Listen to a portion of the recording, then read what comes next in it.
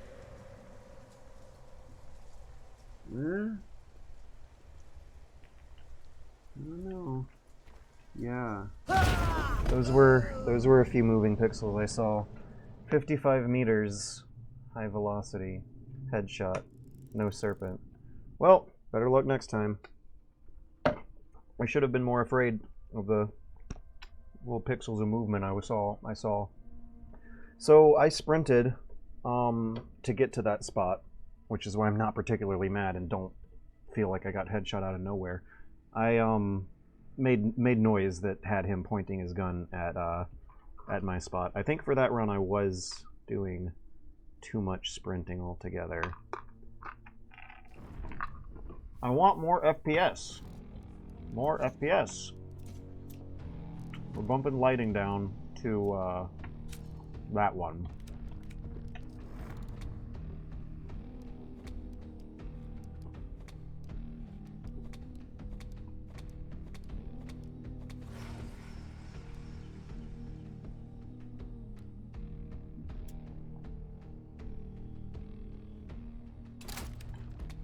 Ba-da-ba-dum-bum. Ba-da-ba-da-bum. So I also remember that not only did I sprint, but I also shot an explosive crossbow bolt at an armored, and it alerted some crows nearby. There were a few things I did that would have had him pointing his gun in my direction, looking for little pixels of movement like I was. It comes so quick. It comes so quick, but from that other person's perspective, there was a minute of suspense leading up to that headshot they probably feel delighted about getting. Yeah, it's deceiving. It's deceiving how quick it comes, I think. From my end, it looked a lot quicker than it's going to look from their end. And if I retroactively think back on my end, I can think back of about a minute's worth of clues I was giving him on where to point his gun.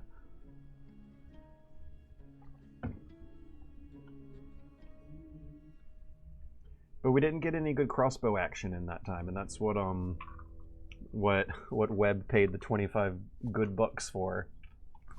Nuts. It's just a comment on the nature of violence. Yes, yes. Well, that's like one of the things I really love so much about Hunt Showdown is how it does beautifully contrast and counterbalance the immediacy of dying to a firearm from mere sightlines, from getting looked at for the 1.5 seconds it takes. What is it, 2 seconds for a sniper to line up a headshot? It does a very good job of counterbalancing the immediacy, the split-second, frame-by-frame Tom Clancy tactical shooting with the longer-term strategy where you can think back on how the past minute went and identify all the mistakes that you did fairly and squarely make. To the recipient of violence, it's always too quick. Yes, but I'm gonna shut up and concentrate. Keep commentary to a minimum for a while.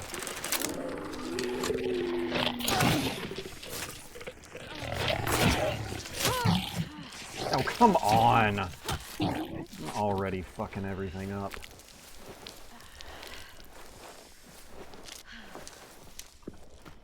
Let's go that way. I don't feel good about going after that clue after making so many bad, horrible, embarrassing mistakes. Go up the hill, you goober.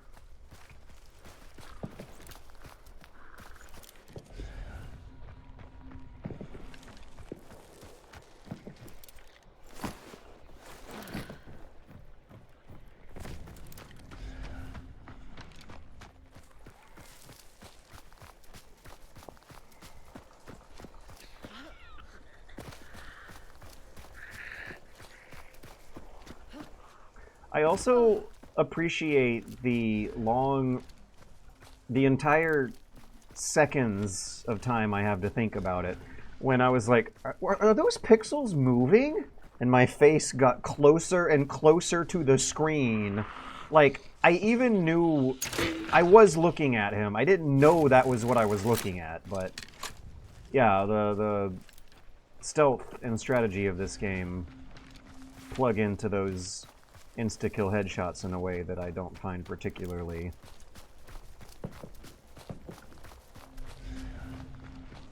maddening.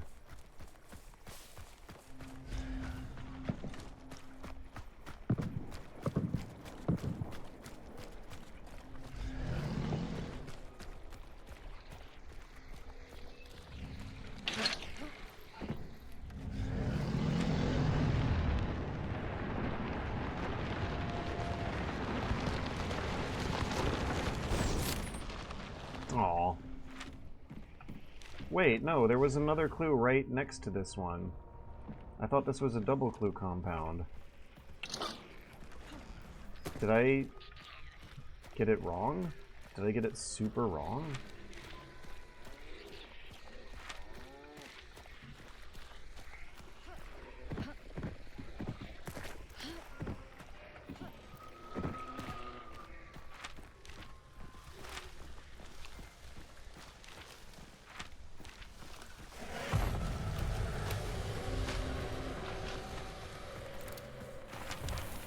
This is an interesting match already.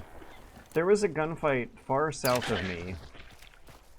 The compound is going to be far north of me.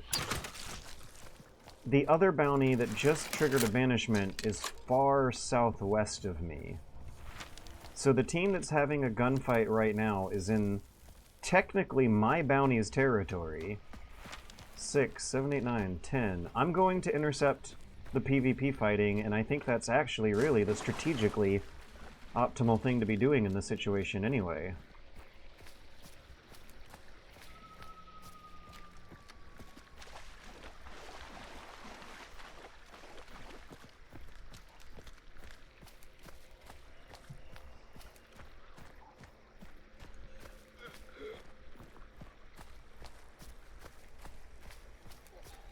I have played Killing Floor, yes.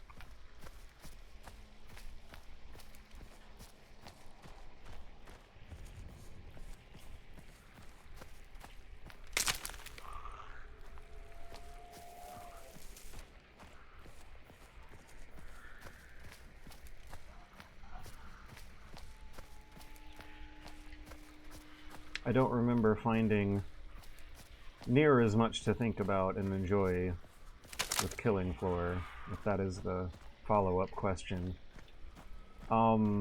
Killing Floor 2, maybe? That was the good one, right?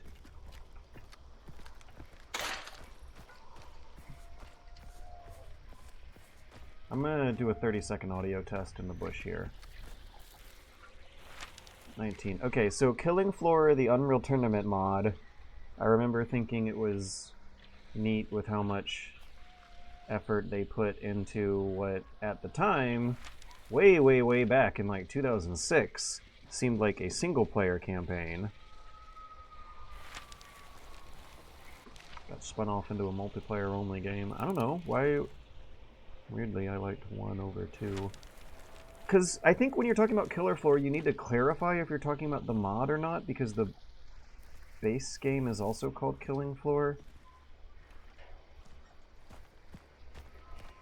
I'm not hearing any movement ahead, so I'm very cautiously and nervously going to see if I can hook up with those teams who are fighting each other to the far south at the very beginning of the match. I think we just have to go through the hive.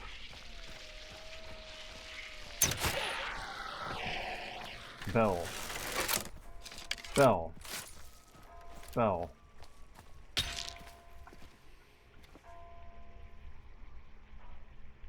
Four tolls of the bell. What could it mean? It's at Machine Gorge. Okay, we're gonna rotate clockwise to cross the river instead of crossing it at the point I was looking directly at.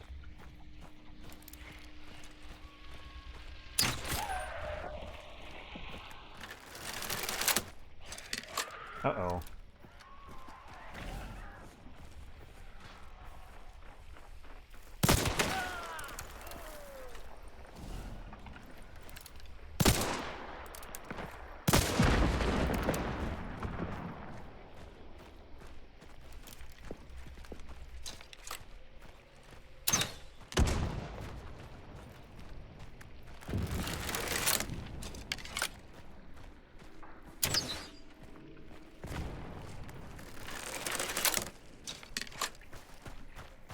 And yes, I did just fire an artillery round at them.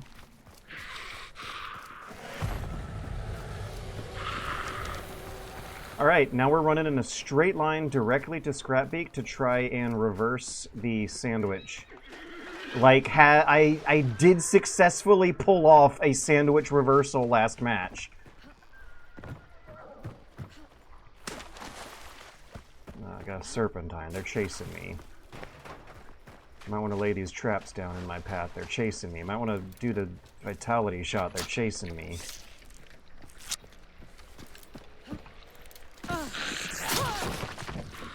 That was a damn nice uppercut headshot on the bridge, though. That'll slow them down for sure, but they know what's going on. They know that a solo got a good headshot and is now getting the hell out of there in the general direction of the bounty. They're probably hoping to catch up with me, but I think my chances are pretty good for getting them to lose their trail. And then I'm going to stop the chase just outside of 150 meters to Grizzly Lodge, which is going to mean not crossing the river. If I don't cross the river, I might be able to shoot my pursuers in the back as they cross the river. Rare supply. They're probably going to want to go for the rare supply. No, they're not. They don't have the cash. They might, actually. What am I saying? I can't predict that. But they did not extract any tokens or anything. They did not kill any bosses or anything. They probably don't have the cash. So, let's see. There's a chance they could just come to the rare supply and harass me there. What do I do? I leave traps. Leave traps at the rare supply. Banishments at 52. I'm not being chased by bounty carriers, so they might have even lost me by now. But I do think they will want to go here. Eddie, hold on. Yeah, I hear their crows in the distance. So...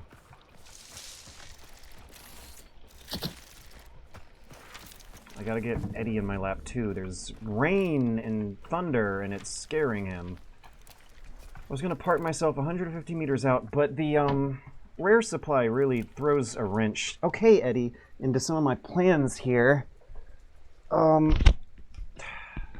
Is the microphone still working? Cable snag, test. Okay, yeah, looks like we're still working. Come on. Ugh.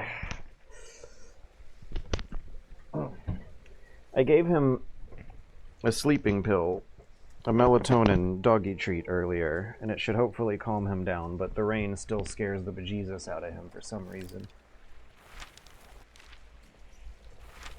Okay, I am 150 meters away from the compound, I'm sure. And that trio, I'm not entirely sure they'll be here.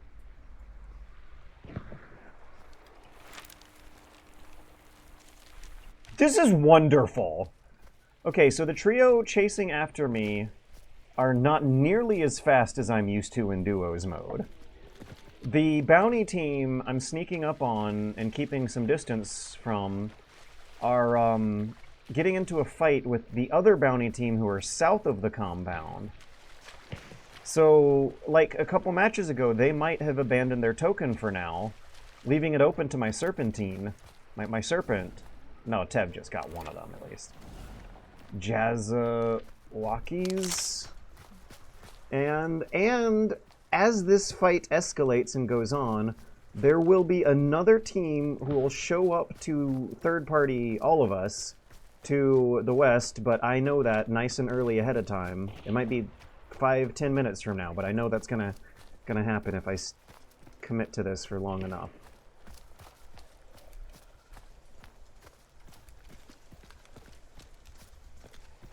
That was a very scary rock.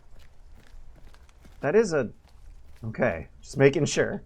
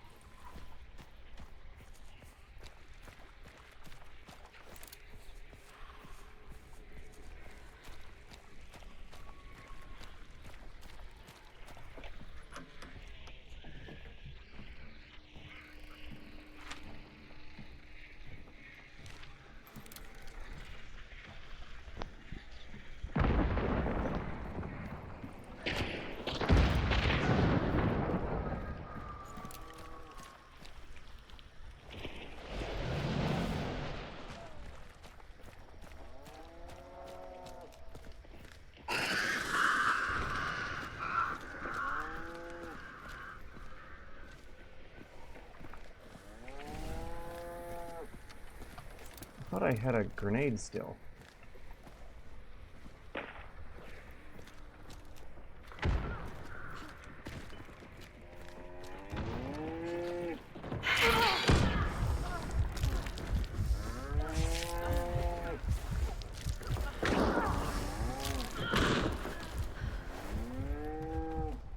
Googie Baba.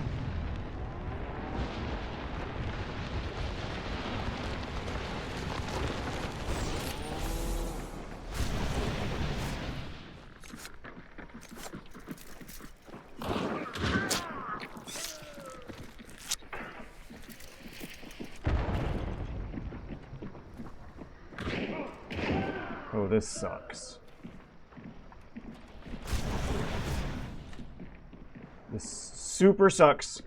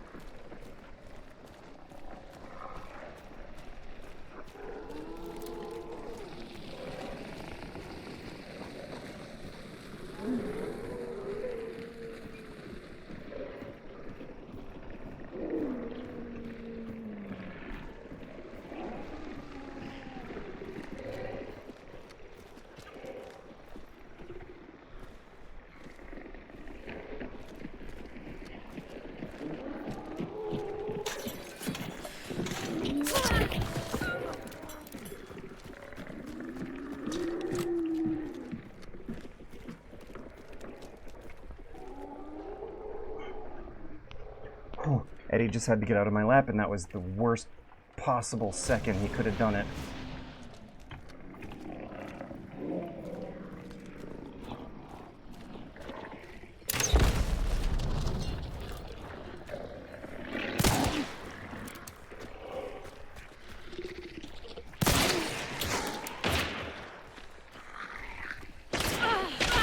Ah! Still got the revival.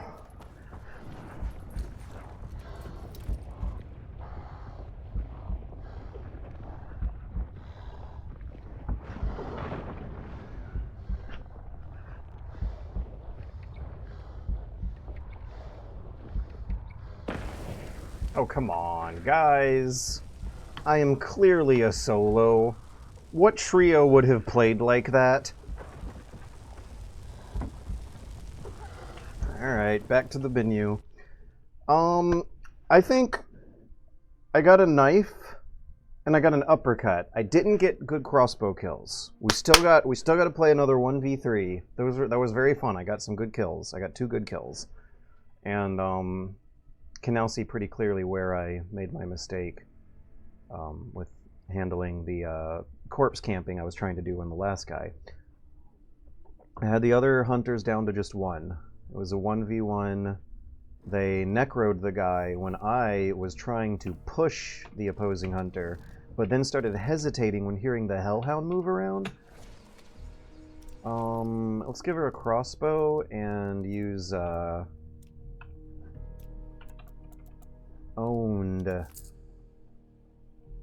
Owned. For the other items we'll put in her inventory. Yeah, we'll save money on an uppercut and do a Scott Field. What is the point of the steel bolts? It says they fly... Oh, I think it might have become more useful with the update that nerfed the crossbows. Damage, the crossbows damage, drop off, and projectile drop distance. The steel bolts seem to make more sense under that context.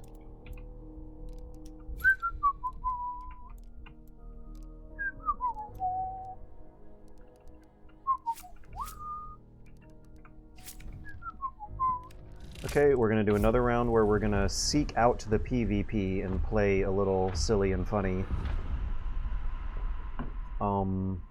Instead of play it for safe and go for pure extractions, we're going for PvP this time.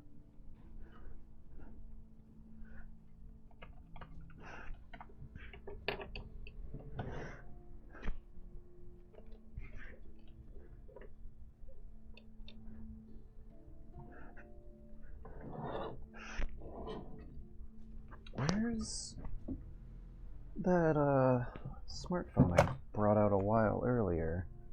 Some other one just ran out. Ah, well. I can alt-tab to monitor chat and I'll be just fine.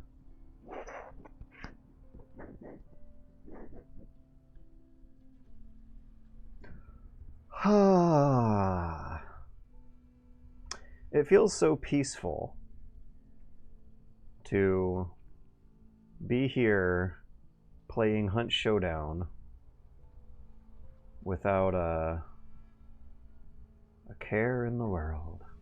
No, that's not the case. There are cares, but they're on the minimal.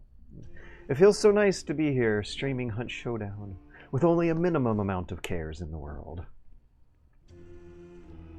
Bwah, bwah. Bwah, bwah. Bwah.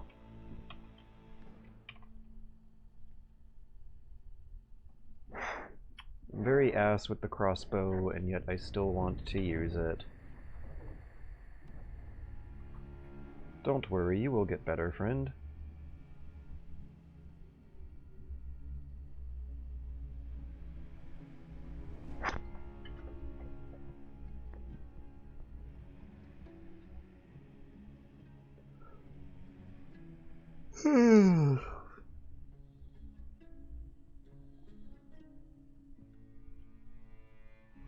Okay. This is going to be the one. Now, this time, if I am going for super sweet awesome PvP stealthy kills and shenanigans, I really should hold back on the narrating. I also feel a slight urge to go to the bathroom, and I don't want to feel that in the middle of the match. I'll be right back.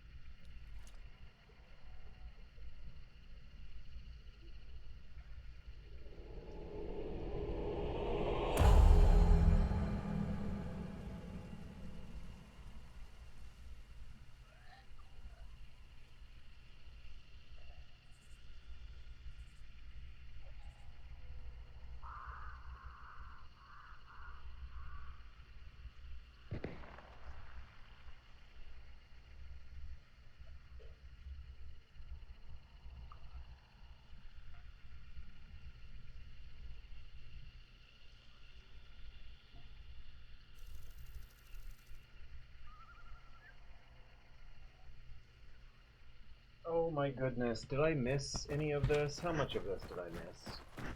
I missed 40 seconds of this.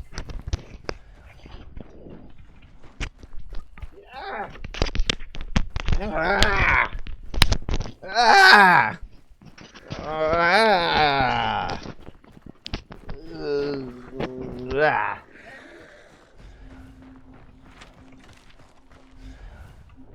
This is so dumb. I feel like such a huge idiot.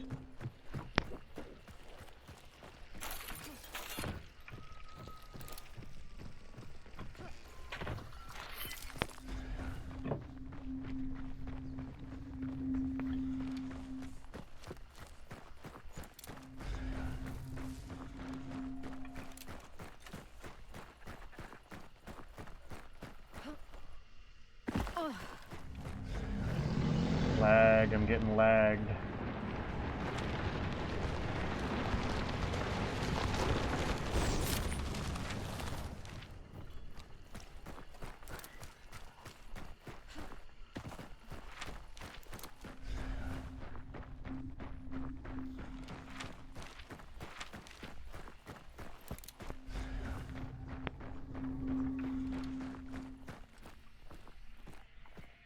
Serious bad lag.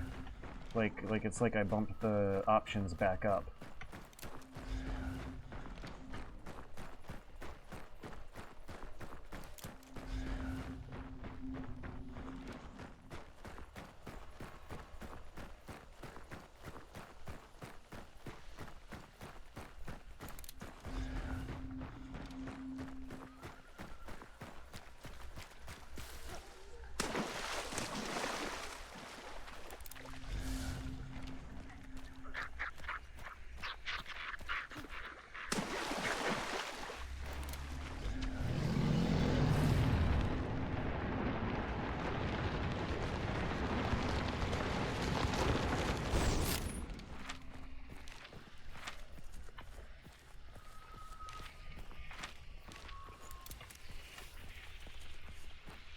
Why is it so bad?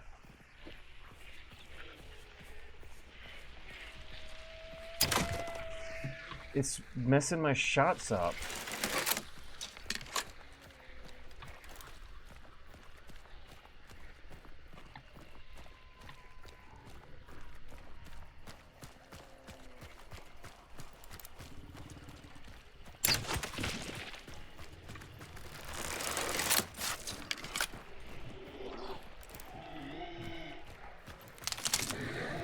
Ugh.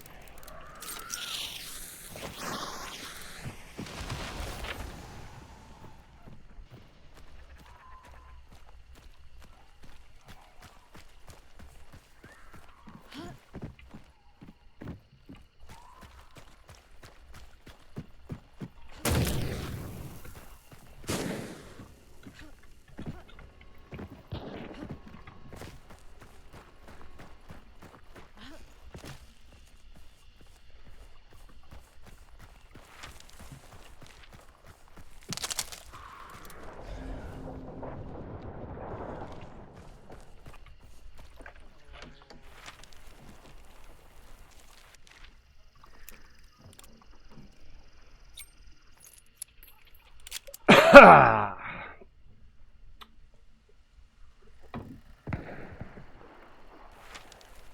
frame rate is shit right now. What's going on? I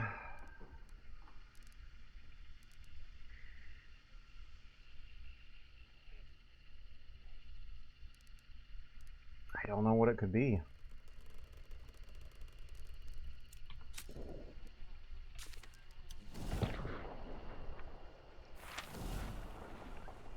Ah, the Time Bandit. You see, that's what I am. The most feared Hunt Showdown of... the most feared of all the Hunt Showdown playstyles. The Time Bandit. My frame rate's still shit. Something's really... been really screwy with my computer's video processing in general.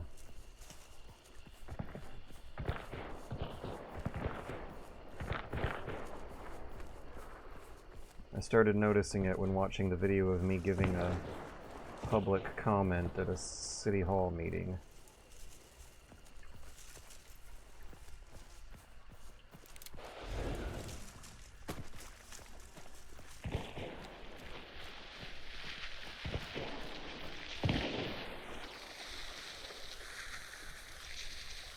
That Chaos Bomb never detonated.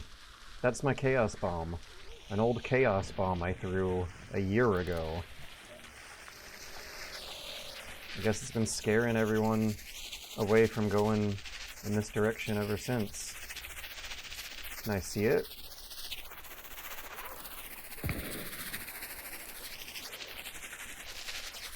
It's funny.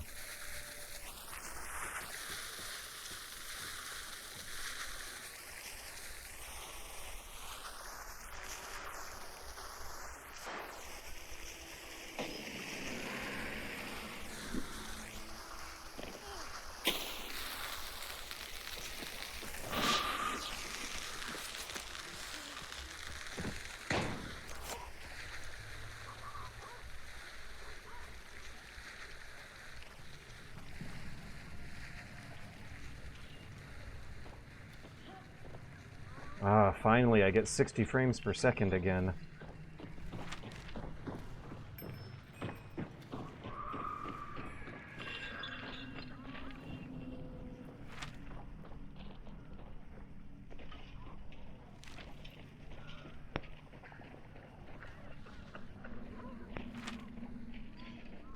I might have snuck in here too early.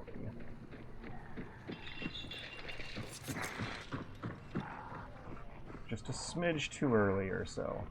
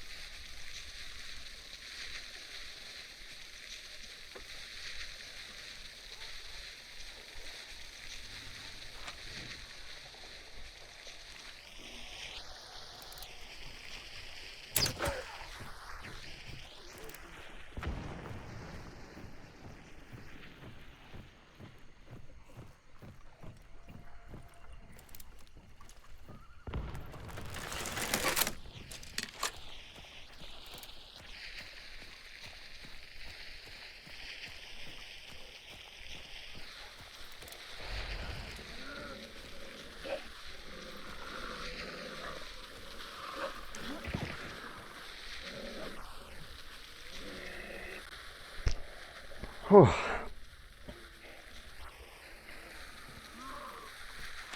Crows went off to my right. I wonder when that happened.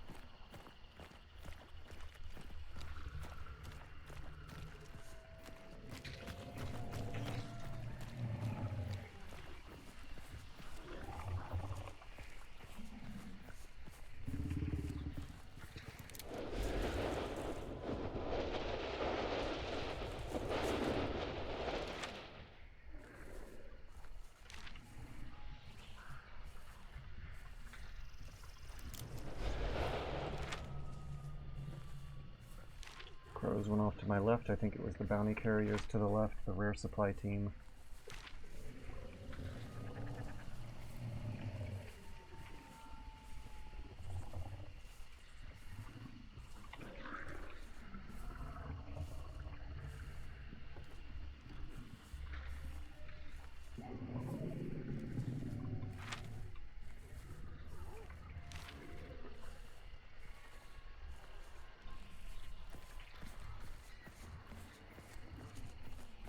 I can farm a meathead while I wait. That'll get them moving. Or if they hear it, it might get them moving.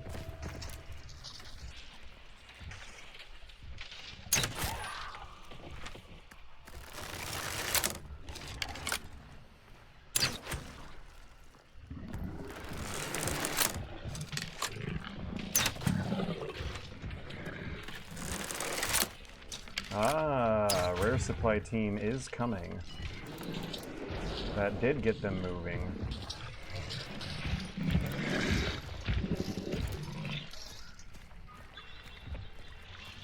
The meathead will be my moving cover.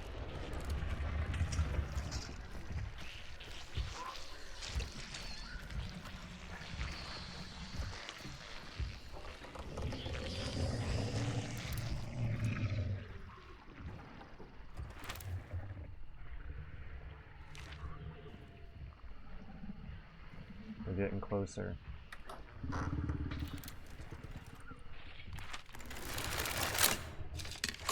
We're crossing the river now.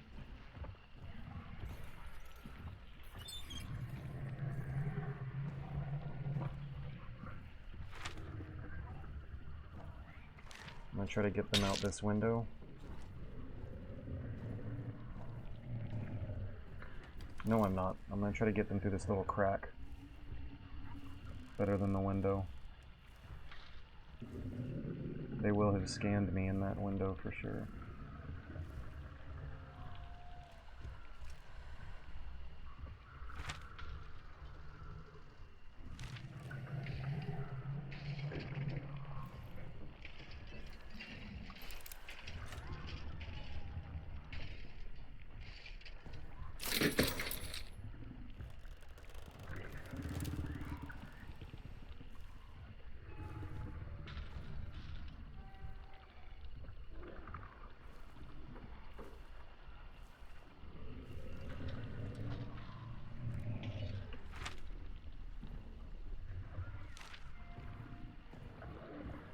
I'm gonna retreat actually. Try to put more distance. They're very slow and hesitant. which I think means that if I speed up and get out of scan range, 150 meters to the northwest, they'll start, they will more quickly speed up their fight of... Ah! They're gonna move on me after hearing that. And they will hear that. That's a scream. They made it across the river. They're making the hive angry. But ultimate problem is still getting them to go to the docks and not to me. Let's get some corn cover between me and docks. And put distance between me and my pursuers behind me.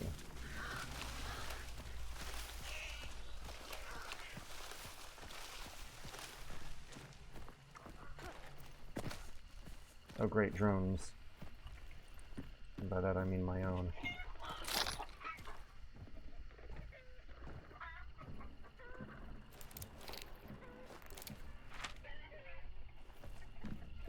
Still too close for comfort. I'm gonna retreat another compound. I'm gonna go across the field while walking backwards with my gun pointed towards the two threats. Ugh. The thing is, in walking backwards, you bump into stuff. And you're slow. But you are slower. Your volume is slightly slower. Which is a benefit in some cases. They're not chasing me. Good, good, good. Okay, now is this 150 meters? It seems right about 150 meters. And depending on how slow they are and how much time they spend, I might be able to make a big dramatic counterclockwise rotation all the way to the other side of all the map's waterworks and come out the other side into their backside while they are having their fight. How much time do I got? 23, 40? Yeah, that's enough time. I'm gonna try it. I need a plan for if they get into a fight before, though. Like they might be doing now.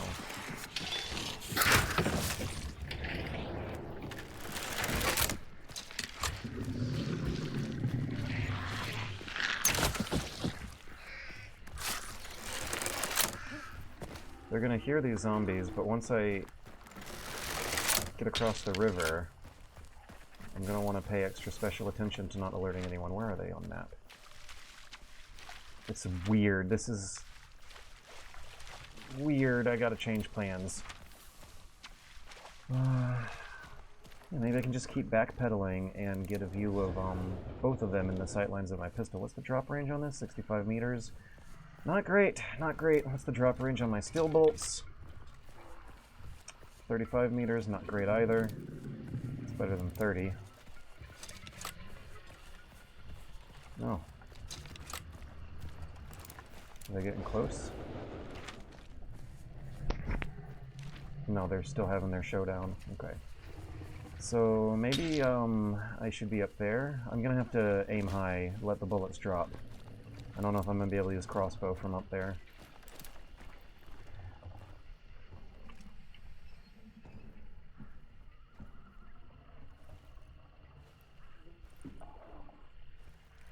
Now, if I see any weird pixels moving around in the distance, and I take too long thinking about what I'm looking at, I might all of a sudden get headshot. A zombie was screaming a while back there. Hang on, hang on. Shouldn't I check map while doing this?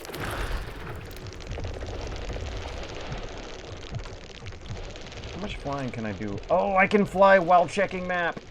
We got one at Alice. Two at... Oh, those are the guys I want to be worried about. These guys right here.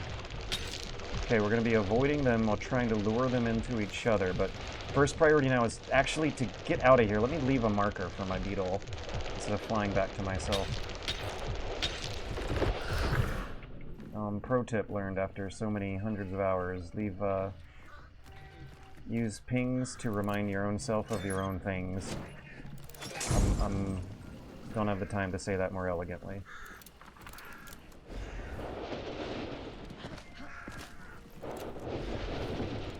They're closing in on me from both sides and I'm getting sandwiched. No, they're not.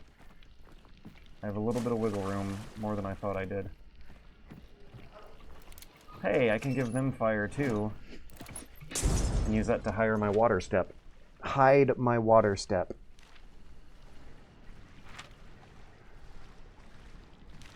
They're too close to me. They keep backing away from each other. The extraction's to the east. What are they doing going west? I love this game!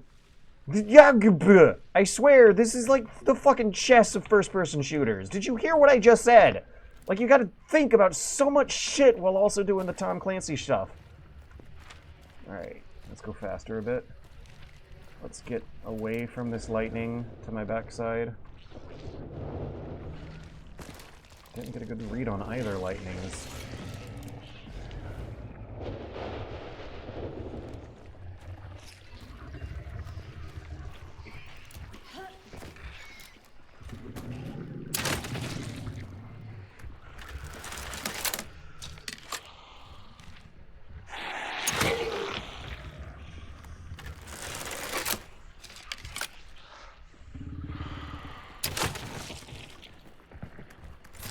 Gotta go fast now. That gunshot I just heard means go faster. I'm going way too slow. I'm getting left fucking behind.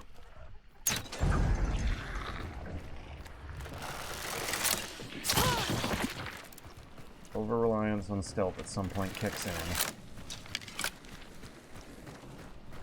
I'm gonna try to get to the extraction now, or at least bias my movements towards the extraction. So I'm going a concave sort of direction where I'm going to be west of both targets while still approaching to the... I just want to get south of both of them, go southeast for now, and then backpedal into the extraction while keeping my gun pointed at them to the north, if you follow my drift. Port Rico, man, I can't catch up with them. Why? I'm trying. I'm going fast, but that makes other players move. I love how I can tell what's happening across such a long distance, though, with no visibility. You can still tell exactly what they are doing by data on the map and sounds.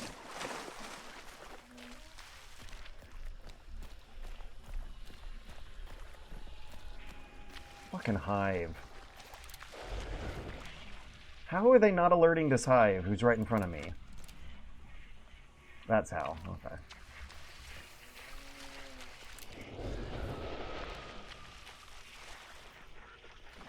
Spotted one.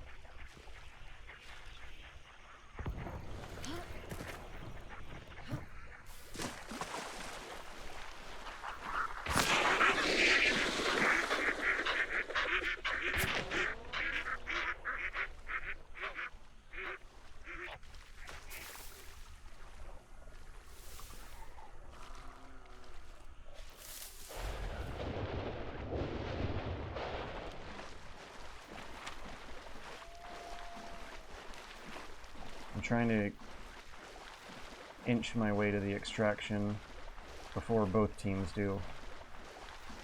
This is a very interesting match.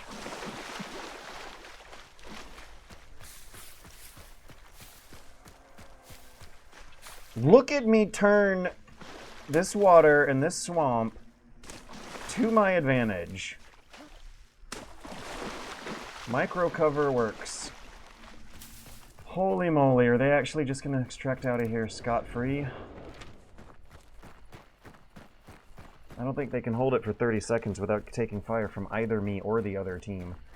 I have survived for 30 minutes, and I have kept pressure on 2 teams of duos for all 30 minutes.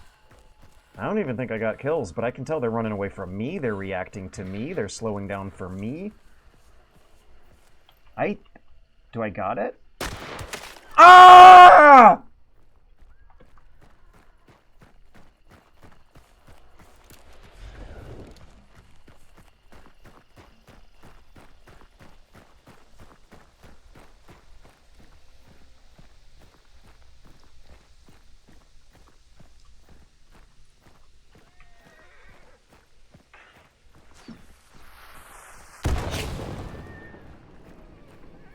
Why is there no infighting?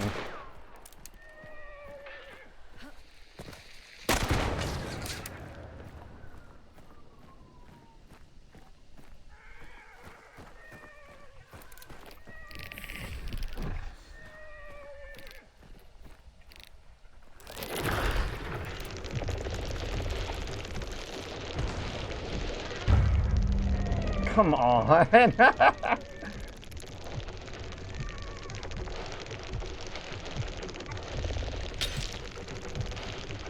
Oh, I see.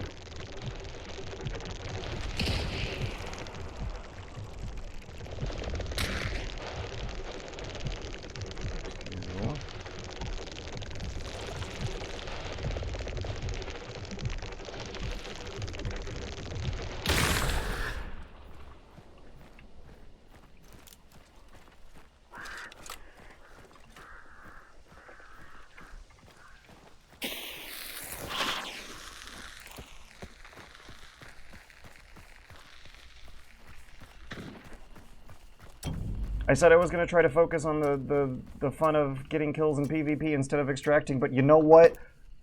We can do both.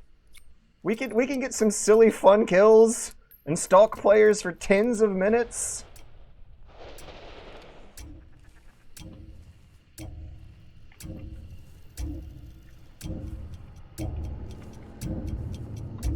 And survive too. I'm gonna get a hell of a lot of points for that for sure. I can't believe that we're just gonna we're gonna get an ego boost from the smug confidence of knowing that they don't want to rush me. I can't get over that. I was so vulnerable. I was alone. They could have rushed me. They chose not to. That's so funny. I wonder what their rankings were. Now, whether or not they choose to rush you depends on whether or not they know you're a solo. If you can hide the fact that you're a solo, they tend to be a lot more hesitant about rushing. And I guess I managed to pull something like that off by sticking around all the infighting and all the other players, but not being too obvious about being alone from it. But there were some times in that match where I was getting away from both groups and they were closing in on me one by one, and I felt like they should have known at some point what was going on, but they never really figured it out.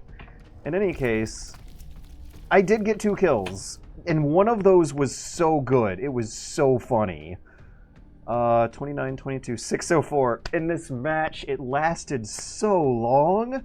So my 2 kills were more than 20 minutes apart from each other. We got a 4-star named Wrath, a 4-star named... I got the Time Bandit! Ah! Alright. That was fantastic. That was some fantastic Hunt Showdown. And woo! Good lord, I love this game. Holy cow, I can't, I'm only level 9 though. I guess that means I gotta play against trios again. We didn't get enough of, enough AI farming. We didn't squeeze in enough minutes of AI farming during all the downtime to, get her up to level 10 and play a duos next.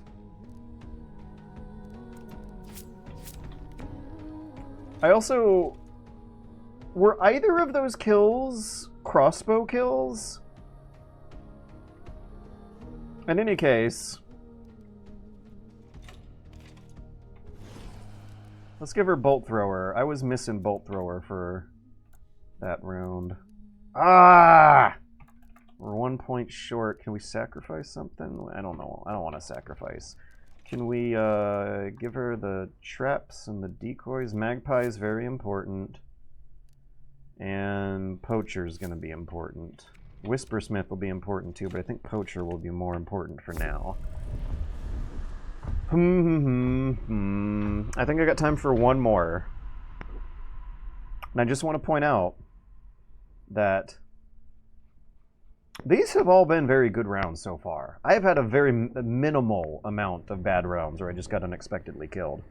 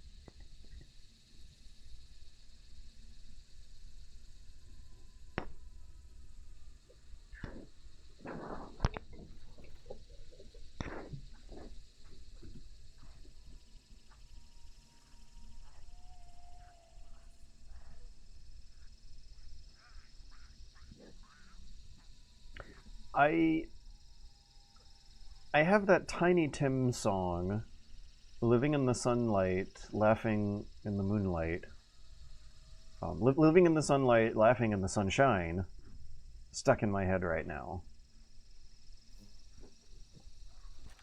It's not a bad song to have stuck in your head. Why is my frame rate better? Does minimizing OBS in the background of this stuff improve your frame rate?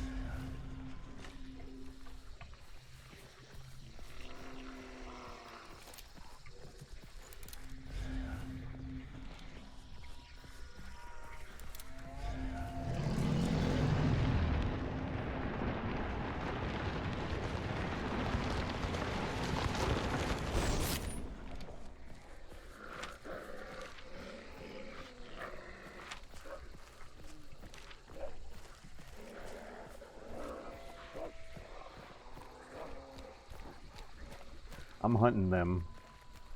We're deep in the gray zone. I got nothing to lose. This hunter's level 9.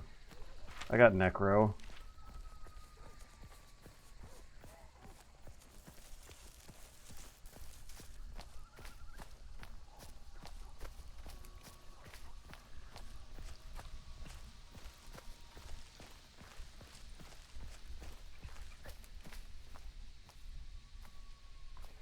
They're also going to be going... No. They're changing bounties. In a few seconds, they should have been heading in my direction if they were sticking to Spider.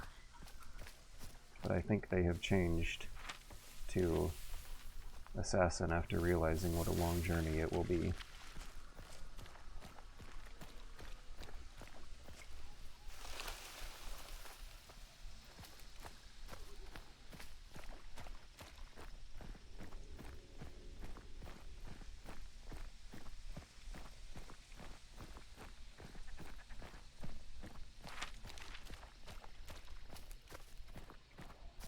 Aha! I'm on their trail.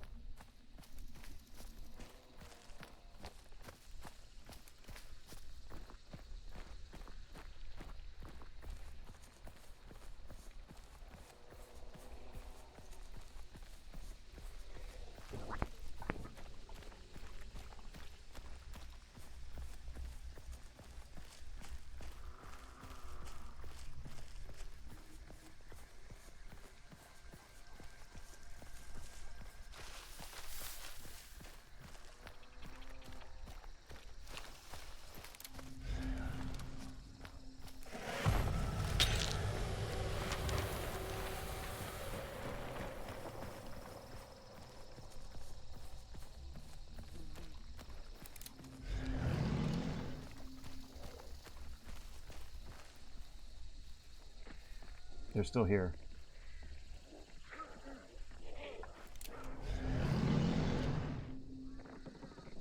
Why are they still here, and did they hear me at all?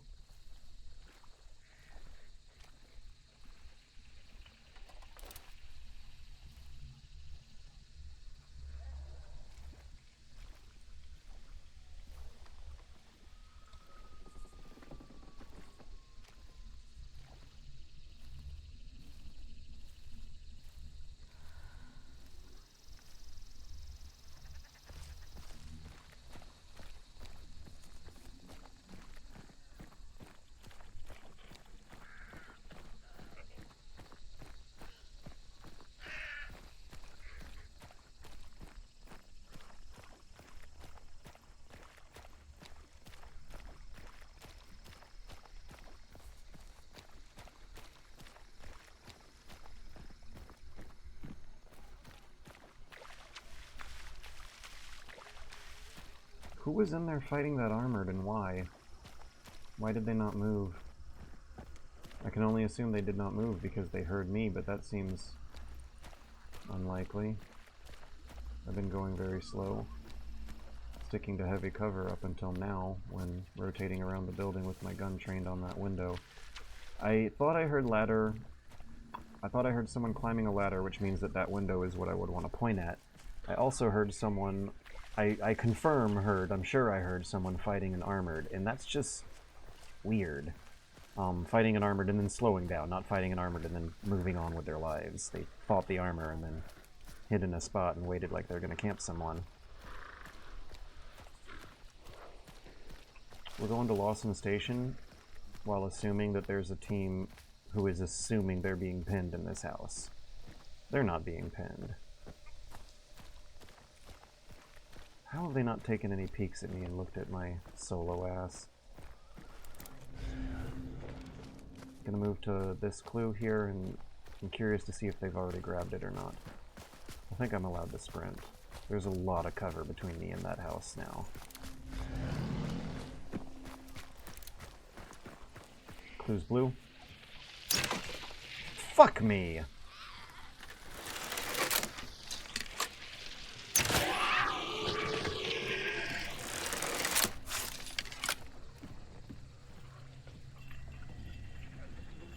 Bolt, bolt, bolt!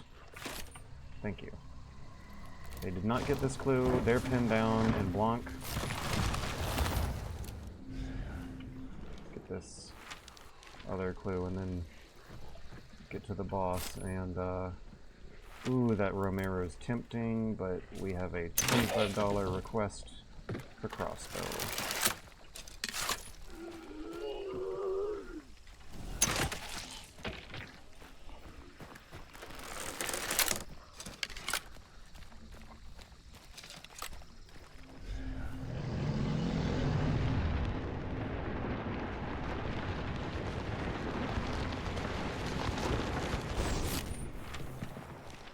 It is Golden Acres, good. I was hoping it would be. I can intercept the other team quite easily. I mean, there's another team already there. What was I suggesting? It's Hunt Showdown. Nothing ever comes quite easily.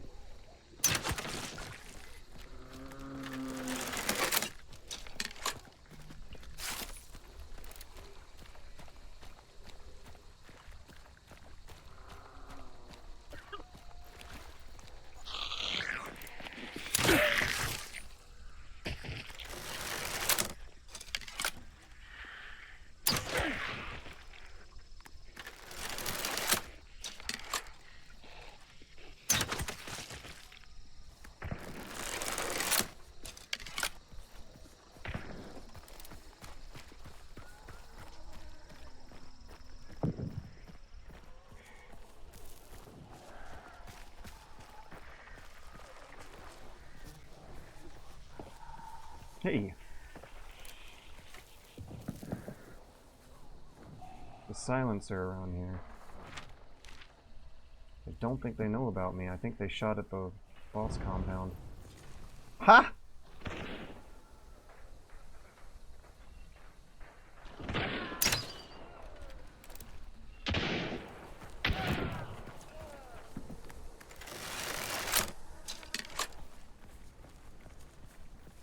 Man after my own heart. Shit.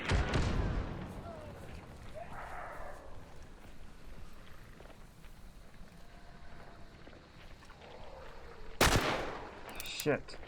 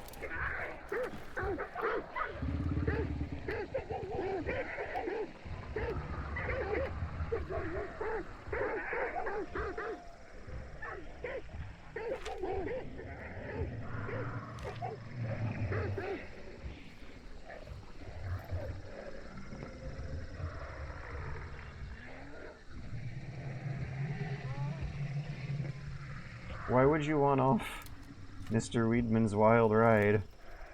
Man, I missed a couple of very easy headshots just then, I think. All because I was thinking about what to say while shooting them.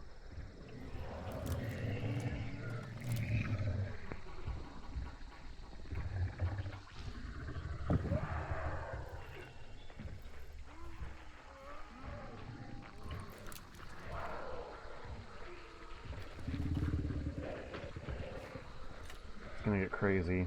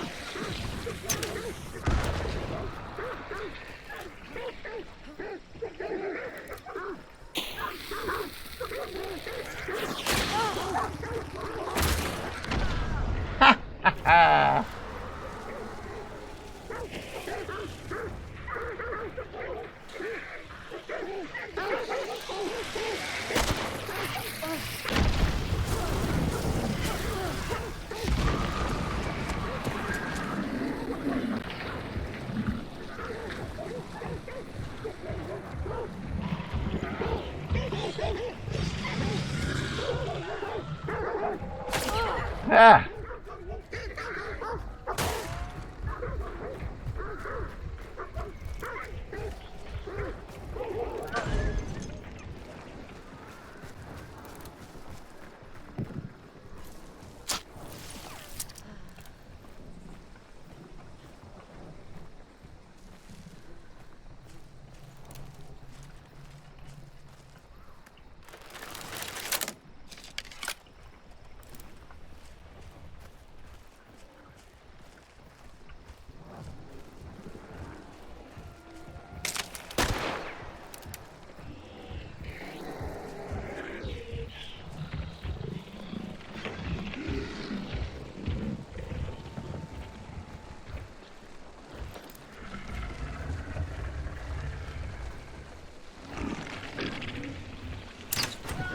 Oh!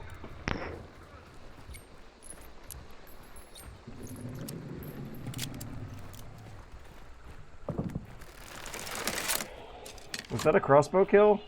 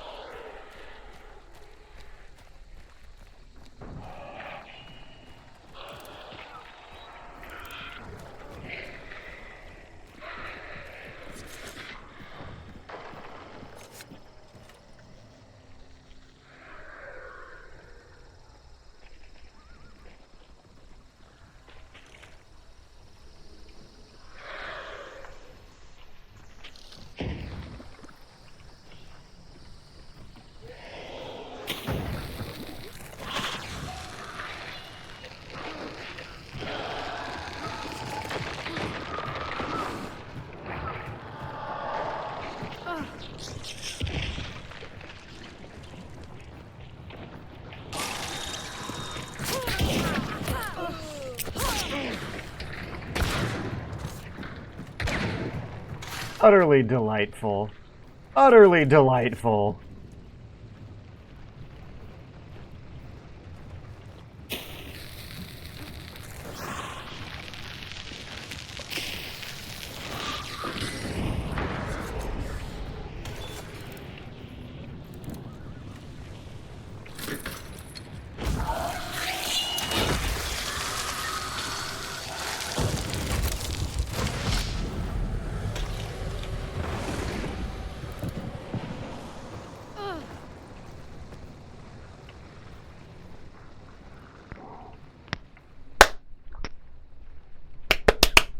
These fucking fingers, baby.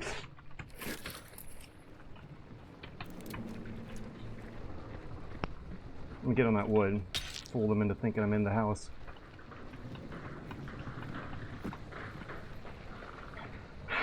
Love this game. Love this game. Favorite game.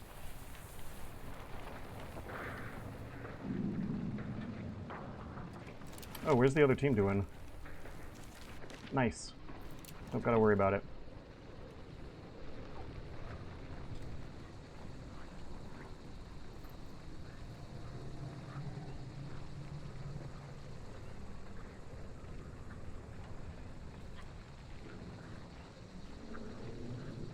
I'm thinking about starting my encirclement at 33%.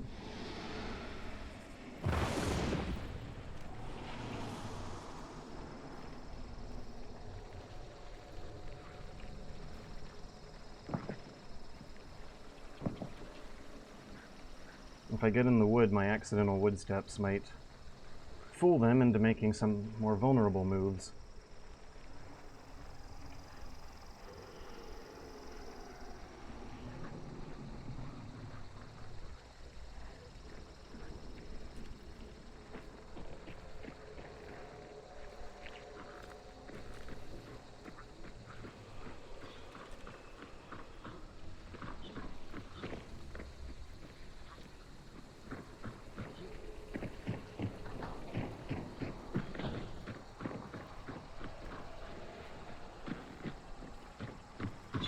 Oh, there's only two of them. Their friend is still dead.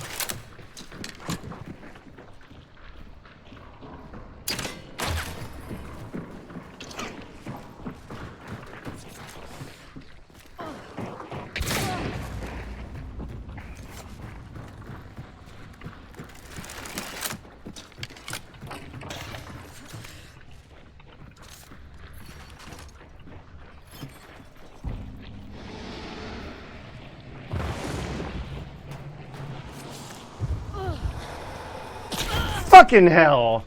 I kind of gave up at the last second. It was going on for so long and I was having so much fun, but in any case, the adrenaline rush that gave me was worth it. Woo! See what happens here. Nope, didn't get it.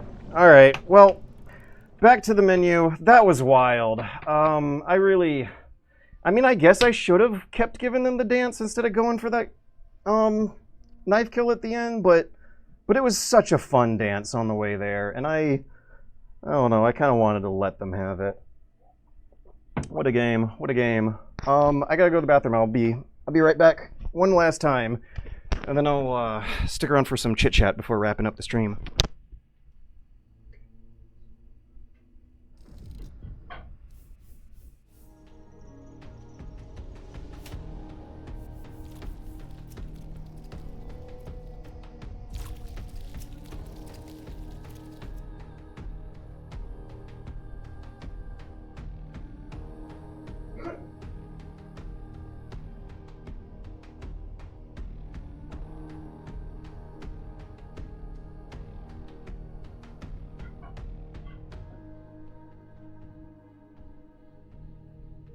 Okay. I got 3 kills that round, and I'm gonna guesstimate that they're relatively low level. Yeah, 3-star. Not terrible, but mediocre Hunt Showdown players. In any case, you could see for many, many minutes there that their number advantage was not actually working in their favor. Get out of the snag.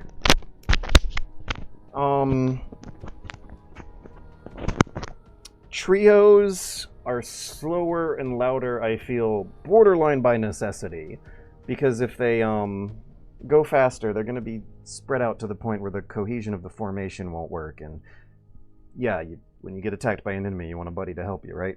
When you're solo, you want to stalk players and then chase after the third one of them during opportunities where they're alone. And if you do get sneaky and stealthy and get one kill, you can instantly turn your 1v2 of a duo match into a 1v1. If you're in trios, you turn that into a 1v2, but it still seems deceptively easier somehow. I guess because of the low ranking requirements. But I feel like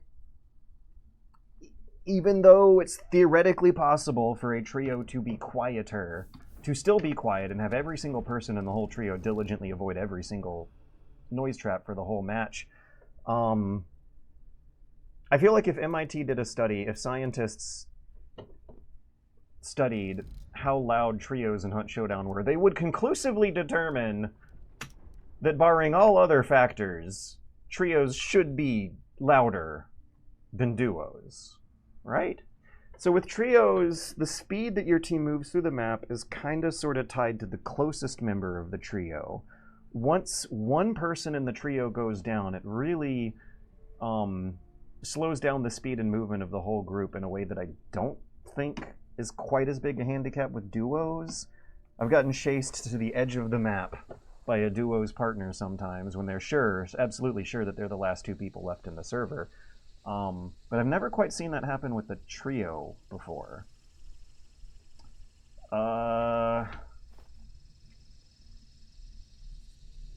What else was getting me dancing around them so well? A semicircular directioning to the way that you make your rotations is important to keep in mind. I need traits and I need tools.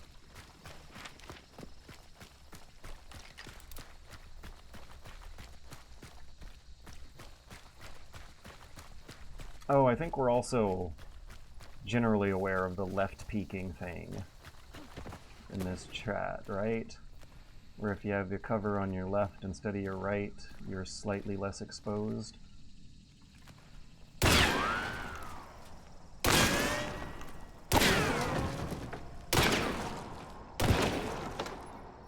Did the Dolch not penetrate?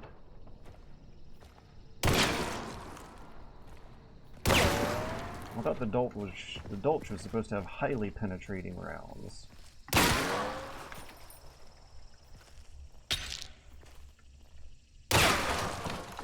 Huh.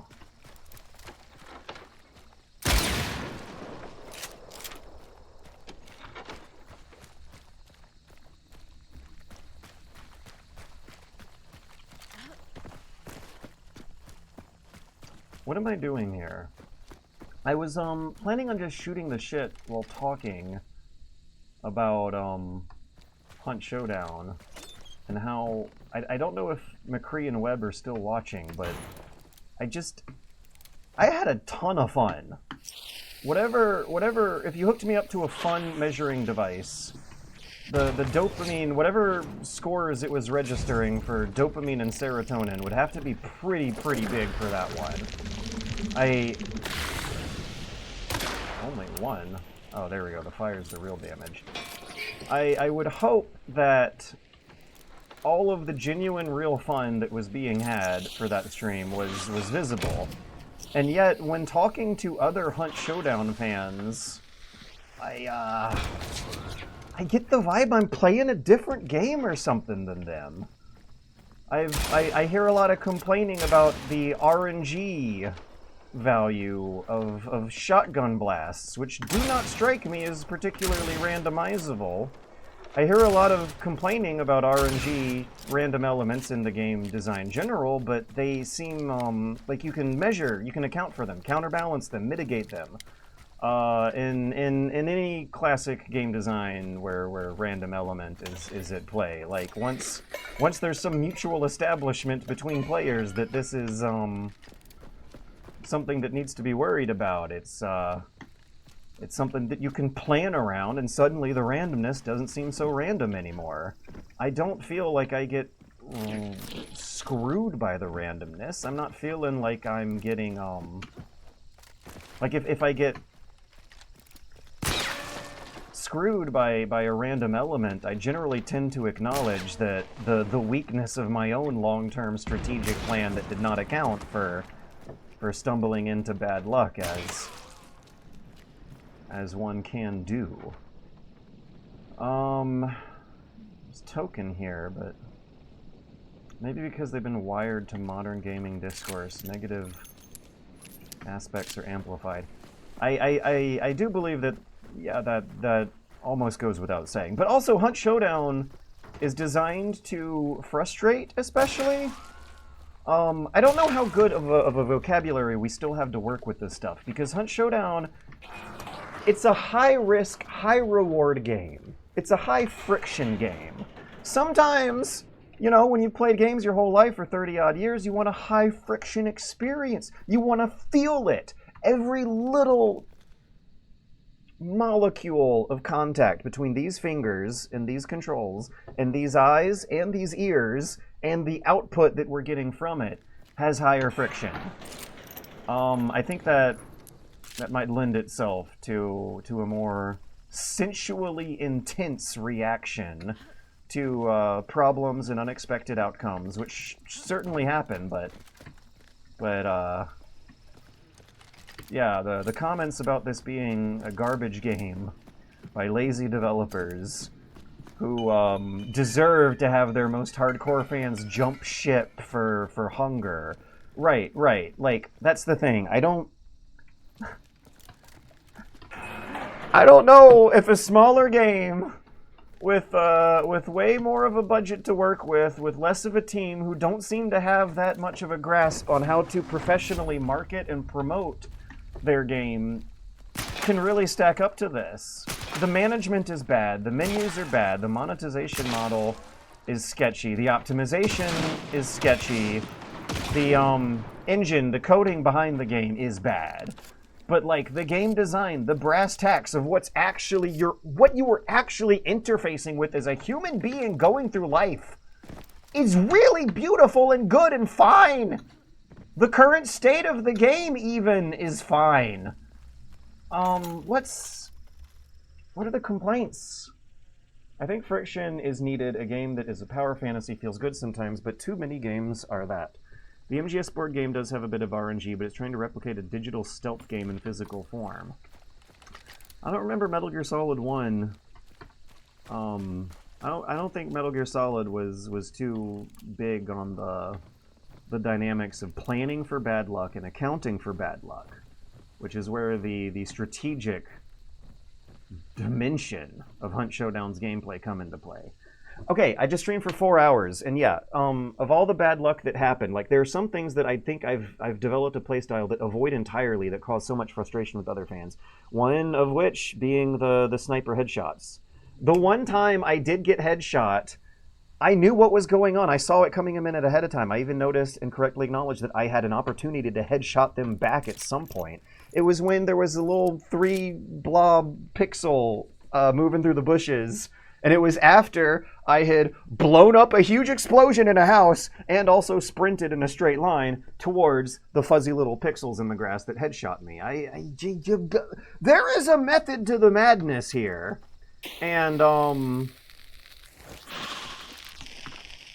what an absolutely beautiful, sublime, speechlessly brilliant game design this still is. Leaves me flabbergasted sometimes. I also don't feel like I was playing, to some extent, I don't feel like I was even playing a multiplayer game. Like I'm in my own zone, there's atmospheric immersion, and when you do have the advantage in a firefight, you feel like you're controlling the other players. If you go slow and sneak and really play your patience, the other players act like dumb stealth game guards and set themselves up for some easy kills sometimes. Hunt Showdown beautifully figured out how to leverage the immersion and even the narrative design of single-player game design for a multiplayer environment. These matches have a narrative structure, a 3-act structure. There's a wind-up, a cooldown, a bigger wind-up, and then a climax, and then the biggest cooldown of them all. There's a beginning, a middle, and an end. What is it? What is it? Let's look it up. Aristotelian 3-act structure. Sure, beginning, middle, and end, but there's fancier words. Protasis, epitasis, and catastrophe. Hunt Showdown has a protasis, a setup, when everyone in the match is being stealthy and sneaky, and once the first map-wide noises are heard, you're in your epistasis, your rising action, your conflict. You sprint from encounter to counter, as a solo player at least, from encounter to encounter, as you are like tracking multiple teams moving across the map, reacting to your movements until you eventually hit one of those guys and probably die. But if you don't, you get an Act 3, the catastrophe. And boy, oh boy, does that part of the match feel like a catastrophe. It was when I was like constantly, it was when I was dancing around. Okay, the Act 1 of the previous match was sneaking long and hard enough to reach a certain point of infighting. It was when I first heard dogs barking in the distance. I followed this trail of noise up into some infighting, and that constituted the middle. The catastrophe is what happened when I finally had the final team narrowed down, one of them down, two of them down, and I was dancing circles around them. It was a very exhausting dance, and a little, maybe 1 second call of the void of impatience is ultimately what caused me to finally reach my death at that dance. But there felt like there was a real, like, classic narrative design to a multiplayer match, and that absolutely blows my mind. That these things have a rising tension and then a climatic payoff, and then if you escape a calm resolution, the climax of running through the woods to your extraction is incredible tension. Moalavi says, the code for all Gillied Up was shit, but the front end's great. That is the same... The code of Hunt Showdown is shit, but the front end is great. And I wonder sometimes when reading the general opinions, not the general opinions, but actually the hardcore dedicated fan opinions of this game, if the same things are, if we are playing the same game. The front end is fantastic. The front end is I don't know. Is it Metal Gear Solid 3 or Hunt Showdown? When talking about my favorite game of all time, it's perhaps necessary to clarify like what part of life you're in, what kind of vibes you're in. You know what? The qualifier here. I grew up playing Jedi Knight, Jedi Outcast as a kid, as an adolescent. I grew up as a teenager playing Counter-Strike. When the channel started getting going, I was playing Rainbow Six Siege. When the channel got into its twilight years, I was playing Hunt Showdown. Of those, in a significant amount of my teenage years, was also Team Fortress 2. Of those like multiplayer, PC classic, hardcore gamers games, FPS games that you would play on Steam in a server with other human beings, this is the height, this is the peak. This is easily the best of that genre I've ever played in my entire life. And it's almost like playing Metal Gear Solid 2 in 2002. The competition is a decade behind. Marathon looks years behind. Tarkov looks a decade behind. I've not given either a serious stab. But I've yet to play another game that makes every single wiggle of your mouse, for example, as significant a decision to actually think through as Hunt Showdown does. And so when giving it such ridiculously, comically high praises as I do for a game that is so obviously troubled behind the scenes for some reasons, that is the greater degree of minutiae that is not being said in between the blanks of all the sentences of such statements. You kind of have to be in the zone. It's not a game for everyone. You kind of have to be in a zone. It's not a game for everyone. It is a game for a very specific type of gamer. But that specific type of gamer might be liable to consider this shit the peak of the entire art form. Like something about the thoughts and the emotions, the intensity of the psychological experiences it gives me feel like the conclusion of a kind of game design that I was after. I'll let everyone think about that for however many days it'll be before the next stream. 3. No, 2.5, really. It'll be 2.5 days for you to think about that before the next stream. Good night, everyone. I love you all. Thanks for all the donations. We're going to make it through this after all. Haha. I'm still thinking about that lucky headshot I got with the Lamont at the top of the crate, like maybe an hour and a half ago. I remember it crystal clear as day. What a game. What a game. What a mighty fine game.